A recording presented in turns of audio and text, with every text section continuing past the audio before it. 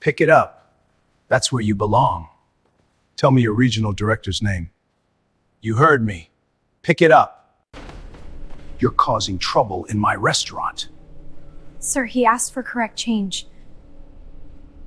I'm only asking for fairness. Mr. Brooks, I'm terribly sorry. Wait, you know him? I own this restaurant now. You got money?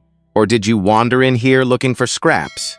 The words cut across the dining room so sharply that forks stopped halfway to mouths. Calvin Brooks stood at the counter of the Rosewood Grill in Buckhead, Atlanta, wearing a faded canvas jacket, dusty work boots, and a plain ball cap pulled low over his brow. He was 57, black, quiet, and tired in the way men get tired after carrying more than anyone can see. Across from him, Travis Miller, the floor manager, stared like Calvin had tracked mud across a church aisle. "Coffee," Calvin said, "and a slice of pecan pie. That's all."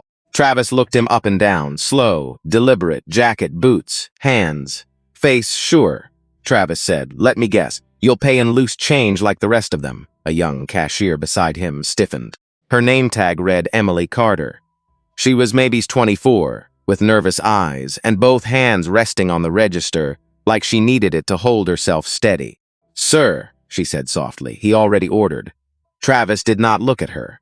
Calvin reached into his wallet and placed a $20 bill flat on the counter. The bill was clean, real, ordinary, but Travis picked it up between two fingers, as if it had been pulled from a gutter. The room changed. A woman in a cream sweater glanced over from a booth. An older man near the window lowered his newspaper. Somewhere behind the counter, the espresso machine hissed, thin and sharp, like steam escaping from a wound. Travis held the bill up to the ceiling light. "Where'd you get this?" Calvin's face did not move. "From a bank," Emily swallowed. Her eyes flicked from Calvin to Travis, then down to the counter. Travis rubbed the bill with his thumb, turned it, held it closer.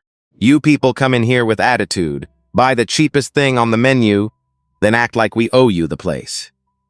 Calvin looked at him for one long second. "I asked for coffee and pie.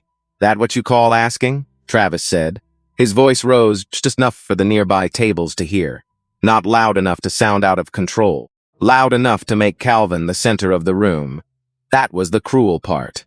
Men like Travis knew how to humiliate without shouting. They knew how to make silence do the dirty work. Emily's lips parted, but no words came.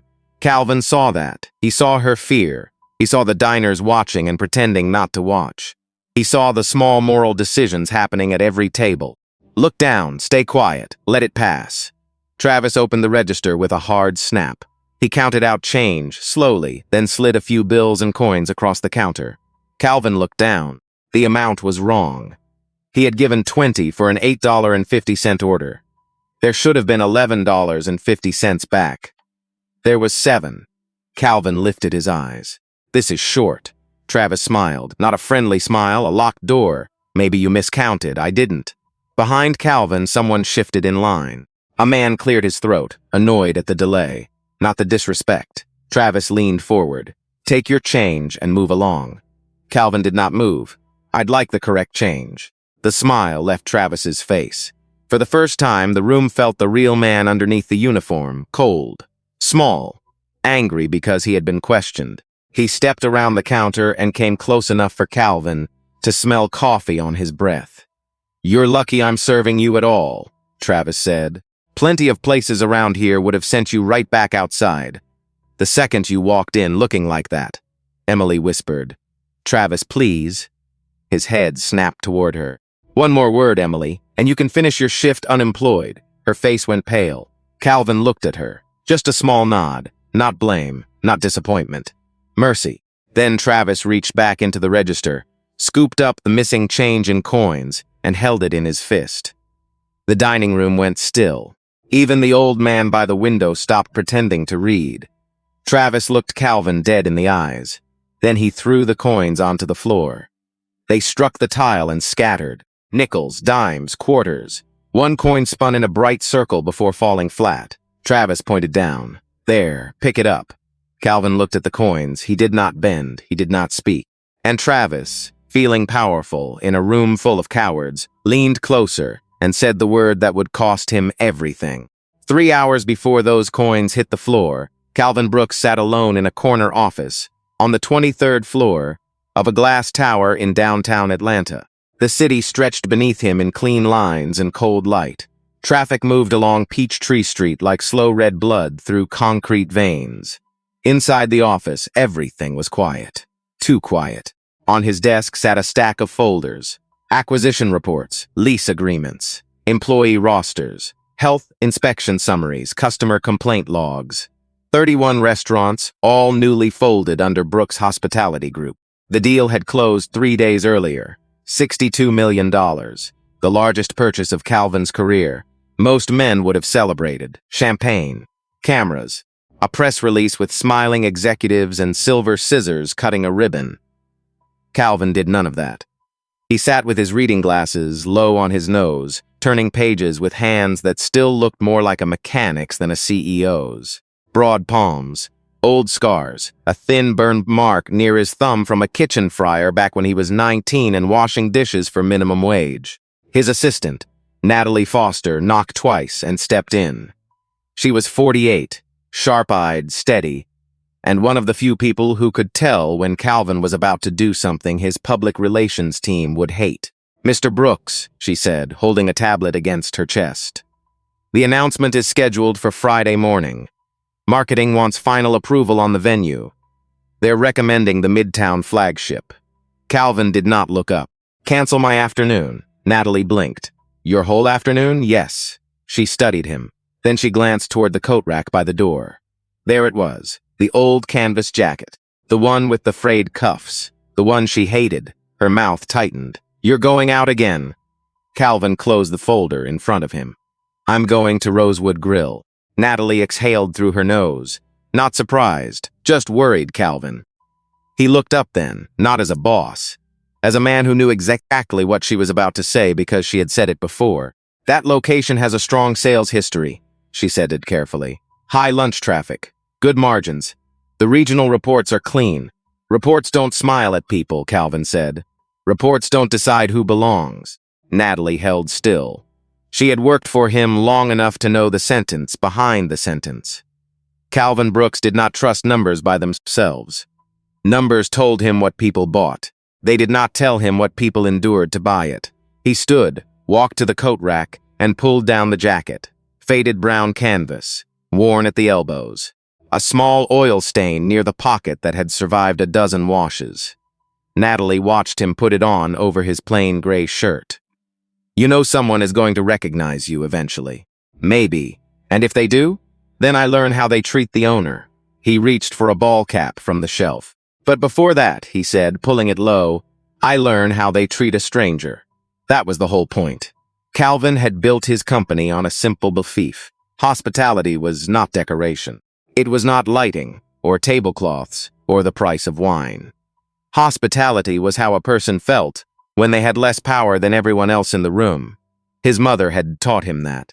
Lena Brooks cleaned hotel rooms in Savannah for 27 years. She used to come home with swollen feet and a smile she saved for her children. When Calvin was 12, he watched a hotel guest drop a towel on the floor in front of her and say, "That's what you're paid for." His mother picked it up. She did not cry until they got home. Calvin never forgot. Now, decades later, he owned restaurants in 5 states. He signed checks bigger than the house he grew up in. People called him sir before he entered a room. But he still remembered the sound of that towel hitting the floor. That was why he went undercover. No cameras. No entourage. No warning. Just an old jacket, dusty boots, and the kind of car no valet rushed to park. Natalie followed him to the door. "At least take Marcus from security." Calvin gave her a tired smile. "If I take security, nobody shows me the truth." She wanted to argue. She did not. Instead, she held out a thin folder. "Then take this. Final acquisition packet. Property list. Regional contacts. If anything goes sideways, call Linda Harper directly." Calvin took it and folded it once before sliding it into his inside pocket. Natalie noticed. "You're going to wrinkle a $62 million document. It'll survive." He picked up his keys from the desk. Not the Mercedes keys. The Honda keys. Natalie looked at them, then at him. Same routine? Same routine. 20 minutes later, Calvin's 10-year-old Honda pulled into the parking lot of Rosewood Grill in Buckhead. From the outside, the restaurant looked beautiful. Stone facade, tall windows, trimmed boxwood hedges, a brass sign polished bright enough to catch the afternoon sun. Inside, guests sat under warm pendant lights. Jazz drifted through the glass. Servers moved between dark wood tables with practiced smiles. It looked welcoming. It looked safe. Calvin sat in the car for a moment, watching through the windshield. Then he stepped out. Canvas jacket, dusty boots, ball cap, watch, no title, no protection. Just a man walking toward a front door, hoping his own company knew how to recognize a human being before it recognized a name. The front door opened with a soft brass chime, and for 1 second Calvin felt the restaurant exactly as a guest should feel it. Warm air, low jazz, butter and rosemary drifting from the kitchen. A place built to make people loosen their shoulders. Rosewood Grill had the kind of dining room that made money feel quiet. Dark hardwood floors, cream walls, heavy chairs, framed black and white photographs of old Atlanta streets, cloth napkins folded like small white flags beside polished silverware. Calvin paused just inside the entrance. Not long enough to draw attention, just long enough to listen. A server laughed softly near table 5. A man in a blue blazer complained about a wine pour. Somewhere in the kitchen, a pan hit metal and someone called out behind. Normal sounds, working sounds, human sounds. Then Emily Carter looked up from behind the counter and smiled. A real smile. Not perfect, a little tired, a little cautious. But real. Good afternoon, she said. Welcome to Rosewood Grill. Are you dining in today? Calvin stepped forward. Just coffee and a slice of that pecan pie if you have it. We do, she said. It's actually my favorite thing here. Her voice had a trace of relief in it, as if kindness cost her something in this place, but she kept spending it anyway. Calvin noticed that. He noticed everything, the small tremor in her fingers as she tapped the screen. The way her eyes moved toward the hallway behind her, before she finished the order. The way she stood a little straighter every time footsteps sounded from the back. That'll be $8.50, she said. Calvin pulled a 20 from his wallet and laid it flat on the counter. Emily reached for it. A hand came down over hers. Hard. Fast. She flinched before the skin even touched. I'll handle this one. The voice came from behind the register. Travis Miller stepped out from the back hallway wearing a white dress shirt, a dark tie, and a manager's name tag pinned slightly crooked. He was 42, thick through the middle, clean-shaven, with the tight smile of a man who had learned how to sound polite while being cruel. Emily pulled her hand back. He already ordered, Travis. I heard him. Travis did not look at her. His eyes stayed on Calvin. Then they moved down. The jacket, the boots, the cap, the hands. And Calvin watched the decision happen. Not suspicion based on behavior. Suspicion based on appearance. It was quiet, almost invisible, but it was there. Travis picked up the 20 and turned it between 2 fingers. You eating here? Calvin nodded. That's what I asked for. Travis leaned one elbow on the counter. You sure you're in the right place? The jazz kept playing, but the room seemed to pull back from the sound. Emily's face tightened. Travis, she whispered. He ignored her. Calvin kept his voice even. I'm in Rosewood Grill. I'd like coffee and pie. A couple near the window glanced over. The woman's fork hovered above her salad. Her husband looked once, then looked away with the practiced speed of someone who had chosen comfort over conscience before.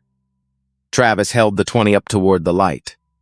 Can't be too careful, he said. With what? Calvin asked. With cash. The answer came too fast, too rehearsed. Emily's cheeks flushed. She opened the drawer under the register and pretended to look for receipt paper, though there was already a full roll in place. She needed something to do with her hands. Calvin saw shame move through her like a shadow. Not guilt, fear. There was a difference. Travis rubbed his thumb across the bill. Where'd you get this? From a bank. Travis gave a short laugh. People say all kinds of things. Calvin looked at him. Are you saying the bill is fake? I'm saying we've had problems. What kind of problems? Travis's smile sharpened. Your kind of problems. That landed. Emily went still. At table 4, the woman in the cream sweater looked down at her lap. Her phone was in her hand now. Not recording yet, just ready. Calvin heard his mother's voice, somewhere deep in memory. Don't let somebody else's ugliness make you forget who you are. So he stood there, still, breathing slow. The whole room waited for him to become what Travis expected. Angry, loud, easy to blame. He gave them none of that. I paid for coffee and pie, Calvin said. That should be simple. Travis's jaw moved. For a second, his face showed something raw. Not anger exactly. Recognition. He understood Calvin would not bow for him. That made things worse. He turned his head. Emily, get the counterfeit pen. Her eyes widened. Travis, it's a 20. He snapped his fingers. Pen, now. The sound cracked through the room. Emily reached into the drawer with shaking fingers and handed him the pen. Travis dragged the marker across the bill slowly, making a performance of it. The line came back clean. The bill was real. Everyone close enough saw it. Everyone knew. Travis capped the pen and dropped the 20 on the counter, like it had dirt on it. Well, he said, lucky you. Calvin did not touch the bill. Emily looked like she wanted to disappear. And behind Calvin, the line had gone silent. No one defended him. No one challenged Travis. No one even said, that's enough. Calvin stood in the center of a beautiful restaurant and understood something colder than insult. This was not one bad manager having one bad day. This was a room trained to survive by looking away. Travis opened the register. The drawer snapped out. And the sound was almost like a starting gun. The register drawer sat open between them, full of clean bills and bright coins. And Travis Miller acted like every penny in it belonged to him. He counted slowly, too slowly, a 5, 2 ones, a few coins. Then he slid the money across the counter with the tips of his fingers. Calvin looked down. The mistake was plain. Not a small mistake, not a rushed mistake. A choice. He had paid $20 for an order that cost $8.50. The change should have been $11.50. Travis had given him $7. Calvin lifted his eyes. This is short. The restaurant seemed to hold its breath. Emily's hand tightened around the receipt paper until the edge bent. She knew. Her face said she knew before her mouth ever could. Travis leaned back against the counter and folded his arms. No, it isn't. Calvin kept his voice calm. The order was $8.50. I gave you 20. That leaves $11.50. Travis shrugged. Maybe math isn't your thing. A small sound came from somewhere in the line. Not laughter. Not quite. A nervous breath someone tried to swallow. Calvin heard it. So did Emily. Her eyes glistened now, not with tears exactly, but with the strain of standing beside wrong and being told to call it normal. Travis, she said quietly. He's right. The drawer shows an $8.50 sale. His head turned toward her. Slow. Dangerous. What did you say? Emily went still. I just mean the change should be one more word, Travis said. Each word clipped clean. And I'll write you up before dinner service. Her mouth closed. That was how power often worked in ordinary places. Not with fists, not with shouting, with schedules, with write-ups, with the quiet threat of losing rent money. Calvin saw Emily retreat into herself. Shoulders in, chin down, breath shallow. He did not blame her. That made him angrier than if he had. He turned back to Travis. I'd like the correct change. Behind him, the man in line shifted hard and sighed. Come on, the man muttered. Some of us are on lunch. Calvin did not turn around. Travis smiled again. There it was. That locked door smile. See? You're holding up paying customers. I am a paying customer. Then act like one. The words struck harder because they were dressed as customer service. Travis had learned that tone from somewhere. Maybe from a bad boss. Maybe from a father. Maybe from years of getting away with it. He stepped out from behind the counter. The movement changed the room. Before, there had been a counter between them. A polished strip of dark wood, enough to pretend this was business. Now there was nothing. Travis came close. Too close. Calvin could see a tiny coffee stain near his tie knot. Could smell aftershave and old anger. You want to accuse me of stealing? Travis asked. I said the math is wrong. You walked in here dressed like you're about to ask for spare change, and now you're making demands? Calvin's breathing stayed slow. In through the nose, out through the mouth. He had sat across from bankers who tried to cheat him with smiles. He had negotiated with landlords who called him son while raising rent on his first restaurant. He had heard worse and survived it. But survival was not the same as acceptance. "I'm asking for what I'm owed," Calvin said. Travis leaned closer. "You're lucky you got served at all." That sentence moved through the dining room like cold water under a door. A woman at table 3 lowered her fork. Her husband stared at his plate. An older man in a tan sport coat looked at Calvin, then at Travis, then back down at his soup. Everyone understood. Nobody moved. That was the part Calvin would remember later. Not just Travis, the stillness around him, the agreement hidden inside silence. Emily whispered, "Please don't do this." Travis snapped his fingers toward the front. "Marcus." Near the host stand, Marcus Reed straightened. He was 39, broad-shouldered, wearing a black polo with security stitched over the chest. He had been watching from the beginning, jaw tight, arms crossed. His eyes said he did not like this. His feet said he was not sure what courage would cost. "Come here," Travis said. Marcus walked over slowly, not eager, not proud, just pulled by a chain he could not see. "Keep an eye on this gentleman," Travis said, putting poison around the last word. "Make sure he doesn't cause trouble." Marcus looked at Calvin. For one brief second, apology passed across his face. Then he stepped behind Calvin's left shoulder, not touching him, just close enough, a shadow with a paycheck. Calvin looked at the counter, at the wrong change, at Emily's lowered eyes, at Marcus standing where he had been told to stand. Then he picked up the coffee. Travis slid toward him. The cup hit the saucer too hard. Coffee spilled over the rim and spread in a dark circle. Travis smiled. "There you go," he said. "Enjoy your visit." Calvin took the cup. His hand was steady. Then he looked Travis directly in the eye. "What's your full name? Why do you need that?" Travis Miller tried to laugh, but it came out thin. Calvin held the coffee cup in one hand. The saucer trembled slightly from the liquid Travis had spilled, but Calvin's fingers did not. "Your full name," Calvin said. "First and last." Travis looked toward the tables, as if the audience might give him back the confidence he had just lost for half a second. A few faces turned away. The woman in the cream sweater stared at her phone now, thumb hovering near the record button. Travis straightened his tie. "Travis Miller," he said. "Floor manager. 6 years." He tapped his name tag twice. "And I'll still be here when you're long gone." Calvin looked at the tag, then at Travis's face. Something changed in his eyes. Not anger, not fear, a decision.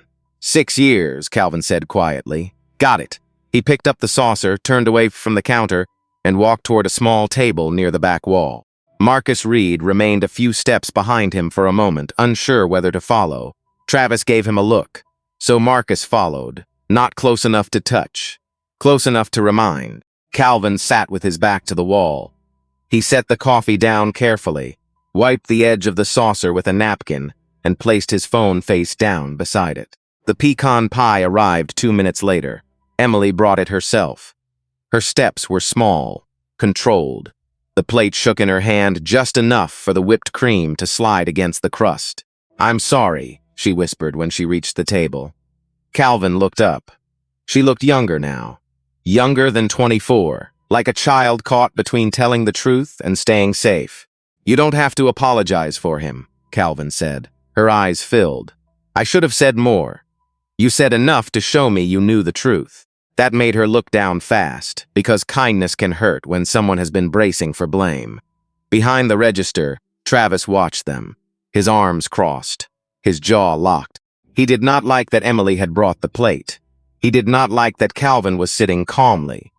He did not like calm at all. Calm meant he had not won. Calvin took one bite of the pie. The crust was buttery. The pecans were toasted just right, a little salt, a little smoke. The kitchen had talent. Real talent. That mattered to him, because bad leadership had a way of making good work invisible. For 12 minutes, Calvin sat there and observed. He watched a server named Rosa refill water at table 7, with a tired smile and swollen feet. He watched a line cook peek through the kitchen window, then disappear when Travis turned around. He watched Marcus stand near the host stand, hands clasped in front of him, eyes on the floor. Most of all, he watched the diners. People with money, people with time, People who knew something wrong had happened and decided it was not their wrong to carry. That was the quiet wound in the room. It was not only cruelty that damaged people. It was the comfort of those who witnessed cruelty and protected their own peace. Calvin finished the pie. He drank half the coffee. Then he stood, picked up the plate and cup, and carried them back to the counter. Emily reached for them. "Thank you," Calvin said. The pie was excellent. Her face softened for the first time. "I'm glad you liked it." "Hold on," Travis said. The words stopped her smile before it could fully form. Travis stepped forward and planted both hands on the counter. "You're not leaving yet." Calvin set the cup down. "I paid. I ate. I'm done." "Yeah, well, I've been watching you." Calvin said nothing. Travis tilted his head. "Sitting back there on your phone, looking around, watching the exits. I was eating pie." "No," Travis said. "I know what casing a place looks like." The word struck the dining room hard. Casing. Like Calvin was not a customer. Like he was a threat. Marcus looked up. His expression changed. A flash of discomfort crossed his face, quick but visible. "Travis," he said low, "maybe we should just let him go." Travis turned on him. "I didn't ask you to manage my floor." Marcus swallowed. Calvin looked from one man to the other. He understood Marcus then. Not weak exactly. Trapped. A man who had learned to survive by hesitating at the edge of doing right. Travis pointed toward Calvin's jacket. "Empty your pockets," Emily whispered. No, not loud, but everyone heard it. Travis looked at her. "What did you say?" She took half a step back. Calvin's voice cut through before Travis could attack her again. "You want me to empty my pockets?" "Standard procedure," Travis said. "There is no standard procedure for searching a customer who bought coffee and pie. There is when I say there is." The rooms tightened. A chair creaked. A phone rose. Calvin breathed in once. Slow. He reached into his left jacket pocket and removed the folded acquisition packet. He placed it on the counter. Then his keys. Then his wallet. Travis picked up the wallet first. He opened it without asking. Bills. Cards. An ID he did not bother to read. Because the truth was right there. But he was not looking for truth. He was looking for control. Then he reached for the folded paper. Calvin's hand came down over it. Firm. Still. "I wouldn't open that." Travis smiled. And for the first time, there was uncertainty behind it. "What's in the paper?" Travis asked it like he had a right to know. Calvin's hand stayed flat on the folded packet. The edge of the document stuck out from under his palm, white against the dark counter. To everyone else, it looked like nothing. Maybe a receipt, maybe a letter, maybe a bill. To Calvin, it was the truth. 31 restaurants, $62 million. Hundreds of employees who had no idea their workplace had changed hands 3 days earlier, and one manager standing inches away, proving exactly why the change mattered. "It's personal," Calvin said. Travis leaned in. "Nothing is personal once you bring it into my restaurant." "My restaurant." Emily heard it. Her eyes flicked up. Marcus heard it too. His jaw tightened. Calvin slowly lifted his gaze. "Your restaurant?" Travis smiled, but it twitched at the corner. "You know what I mean?" "Yes," Calvin said. "I think I do." For half a second, something passed between them. Something Travis could not name. A quiet weight. A sense that he had stepped onto a floor that might not hold. Then pride saved him from caution. He snatched Calvin's wallet and shoved it back across the counter. "Take your stuff." Calvin picked up the wallet, then the keys, but left the folded packet where it was. Travis noticed. "Forget something?" "No." The answer made Travis's face harden again. The room had turned completely silent now. Even the kitchen seemed to be listening through the swinging door. A cook in a white apron stood behind the small glass window, frozen with a towel over his shoulder. Travis turned toward the register. "You wanted your correct change, right?" Calvin did not answer. Travis punched the drawer open. The metal spring snapped. He reached in and scooped coins into his palm. Not bills this time. Coins, nickels, dimes, quarters.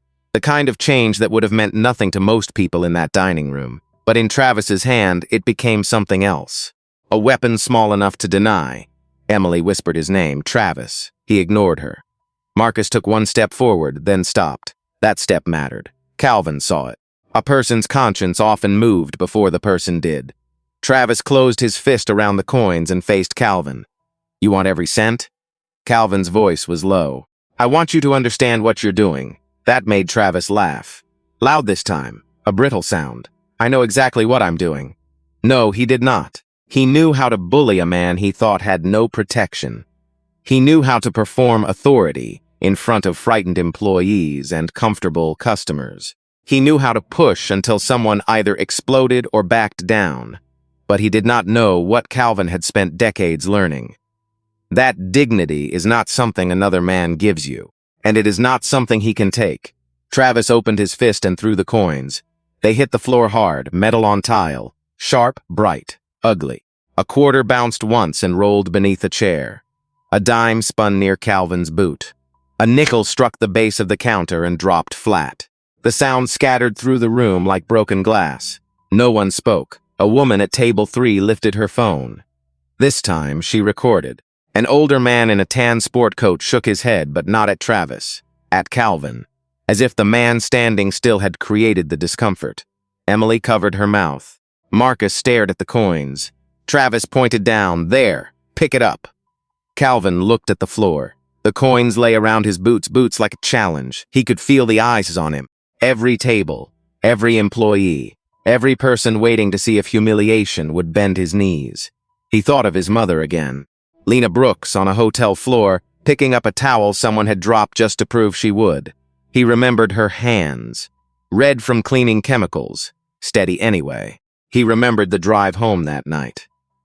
How she kept both hands on the wheel and said nothing until they reached the apartment. How she finally sat at the kitchen table and cried without sound.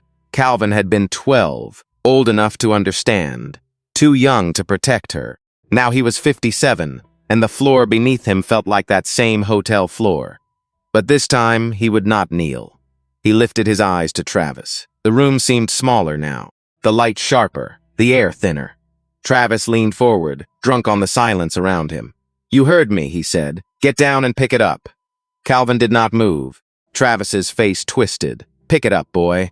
The word cracked through the restaurant, not loud, worse, clear. Emily's hand fell from her mouth. Tears slipped down her cheeks. Marcus closed his eyes for 1 second, as if the word had landed on him too. The phone at table 3 kept recording. Calvin stood still. Then he said, calm and quiet, who is your regional director? Travis blinked. The question was so unexpected, it broke his rhythm. What? Your regional director. Name. Travis stared, then laughed. Oh, that's rich. You're going to call corporate on me? Calvin waited. Travis spread his arms. Go ahead. Call whoever you want. Linda Harper, regional director, knock yourself out. Calvin reached into his pocket and took out his phone. 3 taps, 1 call. He held it to his ear. Everyone watched. The line connected. Calvin spoke 6 words. Linda. It's Calvin. Rosewood Grill now. Then he hung up. Travis stared at the phone in Calvin's hand, and for the first time all afternoon, his smile did not know where to go. Then he forced it back. First name basis with Linda Harper, he said. That's cute. No one laughed. The restaurant had changed shape around him. The same tables, the same warm lights, the same scent of butter and rosemary. But the air had shifted. It had gone thin and watchful. Calvin slipped the phone back into his jacket pocket and looked down at the coins still scattered across the tile. He did not touch them. Travis hated that. He hated the stillness. He hated the way Calvin stood like a man waiting for weather to pass. He hated the small doubt now moving through the room like smoke. So he turned toward Marcus. Get him out. Marcus did not move. Travis's head snapped around. Did you hear me? Marcus looked at Calvin, then at the phone in Calvin's pocket, then at the floor. Maybe we should wait, he said. It was not brave enough to fix what had happened, but it was the first thing close to resistance. Travis's face reddened. Wait for what? Some imaginary corporate rescue? Marcus swallowed. He had heard the call. 6 words. No pleading. No explaining. No nervous customer trying to be believed. That was not a complaint. That was an order. I just think, Mark said, we should slow down. Slow down? Travis repeated, louder now. This man came into my dining room, caused a scene, refused to cooperate, and now you want me to slow down? Calvin finally looked at him. Your dining room? Again, that question. Quiet. Simple. Dangerous in a way Travis could not understand. Travis pointed toward the front door. You have 30 seconds to walk out, or I'm calling Atlanta police. Emily gasped softly. An older woman at table 6 lowered her phone and whispered to the person beside her. He paid for his food. Her friend touched her wrist. A warning. Not here. Not us. Calvin heard it without turning. That was how silence protected itself. It came dressed as caution. It called itself wisdom. It said, wait, stay safe. Do not make it worse. But for the person being humiliated, it was already worse. Calvin pulled out a chair from the nearest table and sat down. Slowly. Deliberately. I'll wait, he said. The words landed like a stone dropped into deep water. Travis stood frozen. Then something ugly moved across his face. He stepped close to the table, lowering his voice so it sounded like a threat meant only for Calvin, though half the room still heard it. You think this is going to scare me? I've handled people like you before. Calvin folded his hands on the table. That's what worries me. Travis blinked. Calvin's tone was not angry. That was what made it cut deeper. He was not fighting Travis. He was measuring him. Emily watched from behind the counter, tears drying on her cheeks. She wanted to speak, her throat moved. Nothing came out. She thought of her rent due Friday, her little brother's community college books, her mother's medication. She hated herself for thinking of those things while a man was being degraded 10 feet away. But Calvin somehow understood that too. He did not look at her with accusation. That made her feel worse. Near the host's stand, Marcus shifted his weight. His hands hung open at his sides. He was remembering his father now, though no one in that room could know it. His father, a retired postal worker, telling him when he was young, son, a uniform never makes a wrong thing right. Marcus had nodded back then. Easy words when nothing costs you. Now the cost stood in front of him. Travis pulled out his phone. I'm done, he said. I'm calling police. Before he could tap the screen, headlights swept across the front windows. A black SUV turned into the lot fast.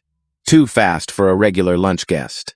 The tires crunched over gravel near the curb. The engine cut. For one breath, nobody moved. Then a door slammed. Sharp. Final. Heels struck pavement outside. Click, click, click, fast and hard. Every eye turned toward the entrance. Travis had tried to compose himself. He straightened his tie, smoothed his shirt, put on the face he used when regional management visited. Reasonable. Professional. Wronged if necessary. The front door opened. Linda Harper stepped inside. She was 55, with silver-streaked hair pulled into a low bun, a navy blazer, and reading glasses perched on top of her head. Her face was calm in the way storm clouds are calm before lightning. Linda, Travis said quickly, stepping forward. Thank God you're here. I can explain what happened. She walked past him, did not stop, did not even look at him. Her eyes moved across the room once. The coins on the floor, Emily's wet face.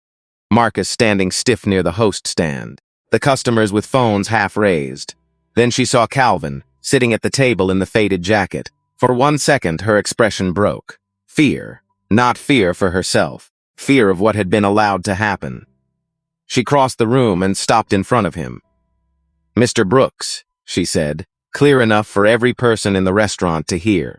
I am so sorry. I came as fast as I could. The silence that followed was not empty. It was full of everything Travis had not known. His mouth opened, closed, opened again. Mr. Brooks, he said. Linda turned toward him then, and the warmth in the restaurant disappeared. Linda Harper looked at Travis Miller the way a doctor looks at a test result nobody wanted to see. This is Calvin Brooks, she said. Her voice was level, not loud. That made it worse. Founder and chief executive officer of Brooks Hospitality Group. Travis stared at her. The words did not enter him all at once. They struck, bounced, came back, struck again. Calvin Brooks, founder, chief executive officer. Linda took one step toward him. He is also the new owner of this restaurant, and every restaurant in this chain. The room went dead, not quiet. Dead. The kind of silence that makes a coffee cup sound heavy when someone sets it down. Emily gripped the edge of the counter with both hands. Her mouth opened, but no sound came out. Marcus took one slow step back, as if the floor had shifted beneath his shoes. At table 3, the woman recording lowered her phone just enough to look over it with her own eyes. Travis let out a short laugh. No, he said. No one answered. He looked at Calvin, then at Linda, then at Calvin again. No, that's not possible. Calvin stood, slowly. He walked to the counter, picked up the folded packet Travis had wanted to open, and unfolded it with care. The paper made a small, crisp sound in the silence. At the top sat the Brooks Hospitality Group letterhead. Below it were property names, entity transfers, closing dates, signatures, legal language dry enough to put a room to sleep on any other day. But not this day. Calvin placed the packet flat on the counter. I closed on Rosewood Grill 3 days ago, he said. Along with 30 other locations. Travis's eyes dropped to the page. His face changed, red drained to gray to pale, his lips moved without words. Linda looked at the coins still scattered across the floor. Then she looked at Emily. Did he throw those? Emily froze. Every survival instinct in her body told her to be careful. She had spent too many shifts learning which truths got punished. Her hands trembled against the counter. Travis turned his head slightly, a warning, a last attempt at control. Emily saw it, then she saw Calvin. He did not nod, he did not push. He simply looked at her as if her voice belonged to her. That small respect gave her enough strength to borrow. Yes, Emily said. Her voice cracked, but it held. He threw the change at Mr. Brooks. He told him to pick it up. Linda's eyes did not leave Travis. And the word? Emily closed her eyes. A tear slipped down one cheek. Yes, the word itself did not need to be repeated. It was already in the walls, in the phones, in the faces of every person who had heard it and sat still. Travis lifted both hands. Linda, wait. I didn't know who he was. Calvin's head turned. There it was. The confession hidden inside the excuse. He did not say he had not done it. He said he had not known. Linda's face tightened. You didn't know who he was, she repeated. I mean, if I had known he was corporate, obviously I would have handled it differently. The sentence landed harder than the insult. Even the older man in the tan sport coat looked up then. Calvin stepped closer, stopping a few feet away from Travis. That's the problem, Calvin said. His voice was still calm. But now every syllable had weight. If you had known who I was, you would have smiled. You would have handed me the right change. You might have called me, sir. Travis swallowed. Calvin looked down at the coins. But the next black man who walked in wearing work boots and an old jacket would have gotten the real you. Travis's chin trembled. I didn't mean it like that. Yes, Calvin said. You did. No one moved. Calvin continued quieter now. You did not disrespect the owner of this restaurant. You disrespected a man you believed had no power. That is worse. That is who you are when you think there are no consequences. The words filled the room, but they did not feel like revenge. They felt like judgment. Clean. Necessary. Long overdue. Linda pulled out her phone. Travis Miller, you are suspended effective immediately pending a full investigation. You will surrender your keys, your access badge, and your manager credentials before leaving the property. Travis stared at her. Suspended? Now, Linda, come on, 6 years. I've been here 6 years. Linda's voice sharpened, and in 6 minutes I have seen enough to question all 6. Travis looked around the room, searching for someone to help him. The diners looked away. The same silence that had protected him now abandoned him. Marcus stepped forward. Travis turned to him. Marcus, tell her this got out of hand. Marcus's face was tight with shame. It did, he said. Because you made it that way. Travis flinched. Emily let out a breath she had been holding for years. Travis reached into his pocket with shaking hands and pulled out a ring of keys. They clanked on the counter. Then his badge. He unclipped it slowly, stared at his own name, and placed it beside the keys. The badge looked smaller without the power behind it. Linda nodded toward the door. Marcus, please escort Mr. Miller out. Marcus stood straight. Yes, Mom. Travis looked at Calvin one last time. His eyes were wet now, but not with sorrow, with fear. Calvin picked up one nickel from the floor, placed it beside the badge, and said, Choices have weight, Travis. Even the small ones. Then Travis Miller walked toward the door, and every step sounded like something ending. The door closed behind Travis Miller with a soft chime, the same gentle sound that had welcomed Calvin into the restaurant less than an hour earlier. Now it sounded different, final. For several seconds nobody moved. The jazz had stopped between tracks. The espresso machine sat silent. Even the kitchen staff behind the swinging door seemed afraid to breathe too loudly. Calvin looked at the empty space where Travis had stood. Then he looked at the room. Phones lowered, eyes dropped. Forks rested untouched beside half-finished plates.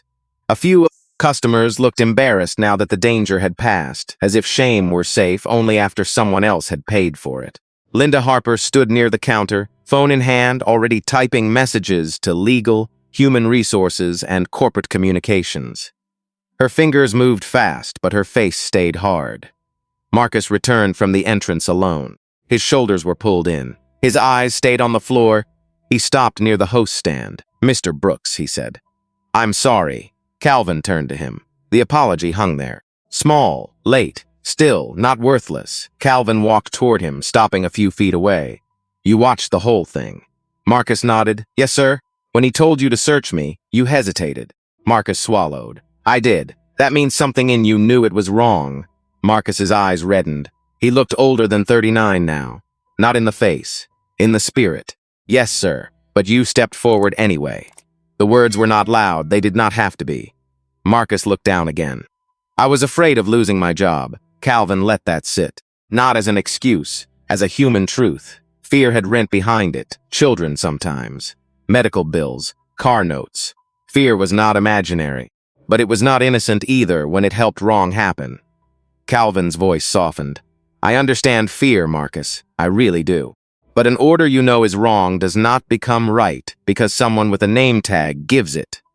Marcus closed his eyes for 1 second. When he opened them, they were wet. "I should have stopped him." "Yes," Calvin said. "You should have," Marcus nodded once, hard. Like the truth hurt, but he needed it. "I won't forget this. I hope you don't." Calvin did not fire him. He did not forgive him fully either. Sometimes mercy was not pretending nothing happened. Sometimes mercy was making a man carry the lesson without crushing him under it. Calvin turned to Emily. She stood behind the counter with both hands pressed flat against the wood, tears still drying on her cheeks. She looked as if one more word might break her open. "You spoke up," Calvin said. Emily shook her head quickly. "Not enough. You spoke when it could cost you something." Her mouth trembled. "I was scared, I know. I need this job. I know that too." She looked at him then. Really looked. Not at the jacket. Not at the boots. Not even at the power now filling the room around his name. At the man. Calvin stepped closer to the counter. "There are people in this room who had less to lose than you did," he said. And they said nothing. The sentence moved across the dining room like a slow wind. A woman at table 3 wiped under one eye. The older man in the tan sport coat stared down at his napkin as if it had become very interesting. Calvin did not look at them with cruelty. That would have been easy. He looked at them with disappointment. That was harder to bear. Then Calvin bent down. Emily moved fast. "Mr. Brooks, please, let me get those. I've got it." His knees cracked softly as he lowered himself to the tile. 57 years old. A long life in the body. He picked up the coins one by one. A quarter near the counter. A dime under the edge of a chair. A nickel beside his left boot. A penny almost hidden against the baseboard. No one spoke. The room watched the owner of the company kneel on the floor and gather what had been thrown at him. But this time, it was different. He was not kneeling because Travis told him to. He was kneeling because he chose what the moment would mean. That choice belonged to him. When Calvin stood, the coins rested in his palm. $11.50, the exact amount he had been owed. He walked to the counter. On the corner sat a glass tip jar with a few bills inside and some loose change at the bottom. Calvin dropped every coin into it. The sound was sharp at first, then soft. Metal against glass, then stillness. "These belong to the people who actually earned them," he said. Emily covered her mouth again, but this time the tears were different. Linda looked up from her phone. "I'm closing this location for the rest of the day." Calvin nodded. "Pay every hourly employee for the full shift." Linda typed it in. "Done. And no one in this building is to delete footage, messages, schedules, or complaint records." Linda looked at him. Her face changed. She understood where his mind had gone. "You think there's more?" Calvin looked at Emily. Then Marcus. Then the silent dining room. "I know there's more. Outside, Travis's car started somewhere in the parking lot. Inside, the restaurant remained still, but something had already begun moving. Not loudly, not visibly. Something under the floorboards. The first crack in a system that had been silent too long. 6 weeks later, Calvin Brooks pulled the same 10-year-old Honda into the same parking lot at Rosewood Grill. Same canvas jacket, same dusty boots, same plain ball cap. But the restaurant was not the same. The brass sign by the door had been polished. The boxwood hedges were trimmed clean. Through the tall windows, afternoon light poured across the dining room in warm gold. The place had been closed for 2 weeks after that day. Not for a paint job. For the truth, Linda Harper's investigation found more than one cruel afternoon. There were old complaints, ignored emails, shift notes that should have gone to human resources and never did. Customers who had been treated like problems because of how they looked, how they dressed, or how much money someone assumed they had. Travis Miller was terminated for cause. So was Daniel Price, the district manager who had buried complaints instead of facing them. No quiet resignation, no soft landing. Their names went into the records, attached to the choices they made. Calvin did not release every detail to the public. He was not interested in humiliation as entertainment. But he made the outcome clear to every employee in the company. Abuse hidden by paperwork was still abuse. Silence dressed as procedure was still silence. And dignity would not depend on a guest's title. The video from that day had already spread across Atlanta, then across the country. People argued about it online. Some were angry at Travis. Some were angry at the customers who watched. Some admitted quietly that they might have stayed silent too. That part mattered to Calvin most. Because the story was never only about one manager. It was about the room. It was about all the rooms. When Calvin stepped inside, the bell above the door chimed softly. A young host looked up. "Good afternoon, sir. Welcome to Rosewood Grill. Table for one?" No hesitation. No scan of the jacket. No judgment hiding behind the smile. Calvin nodded. "The counter is fine if you have room. Absolutely. Right this way." Calvin followed him past the front windows. A couple sat with their grandson near the wall. 2 nurses in scrubs shared coffee at a small table. An older man read the paper with reading glasses low on his nose. The room felt different. Not perfect. No place was perfect, but lighter, safer. Behind the counter stood Emily Carter. Her name tag had changed. Emily Carter, assistant manager. She looked up from the espresso machine and froze. For a heartbeat, the old day came back across her face. The coins, the silence, the fear. Then she smiled. Not the nervous smile from before, a real one. "Mr. Brooks," she said. "Emily, coffee and pecan pie? You remember. I remember everything about that day." Her voice softened on the last sentence, but it did not break. She poured the coffee carefully and set it down on a clean saucer. No spill, no slide. No small act of disrespect disguised as service. Then she placed the pie beside it. Calvin took a bite. Same buttery crust, same toasted pecans. Some good things had survived the storm. "How's the team?" he asked. Emily leaned one hand on the counter. "Better. The new training is hard. People don't get to hide behind polite words anymore. They have to talk about what respect actually looks like." Calvin nodded. "And the reporting line? 3 calls in the first month," she said. "All reviewed by the outside board. All resolved. No deleting. No burying." Across the room, Marcus Reed refilled water at a table. He was no longer security. He had asked to move into guest services and start over. Calvin had allowed it, after training, after accountability. After Marcus stood in front of the staff and said what he had failed to do. Now Marcus caught Calvin's eye. He gave a small nod. Not proud, not forgiven completely, but trying. Sometimes healing looked like that, not applause. Just a man choosing better the next time. Near the front door, a brass plaque had been mounted at eye level. "Every guest in this restaurant deserves dignity. If you experience or witness anything less, call this number." Calvin finished his coffee and pie. He left a $20 bill on the counter. "Keep the change," he said. Emily laughed softly. This time the sound carried no fear. Calvin stood, tipped his cap, and walked toward the door. Before leaving, he stopped at the plaque and touched the raised letters with his thumb. Then he stepped into the late afternoon sun. He had not come back to prove he owned the place. He had come back to make sure the place no longer owned anyone's dignity. And maybe that is the question this story leaves behind. If you had been sitting in that dining room, watching those coins hit the floor, what would you have done? Would you have stood up? Or would you have looked away? Be honest with yourself. Because sometimes the measure of who we are is not what we do when power is watching. It is what we do when someone without power needs us to see them.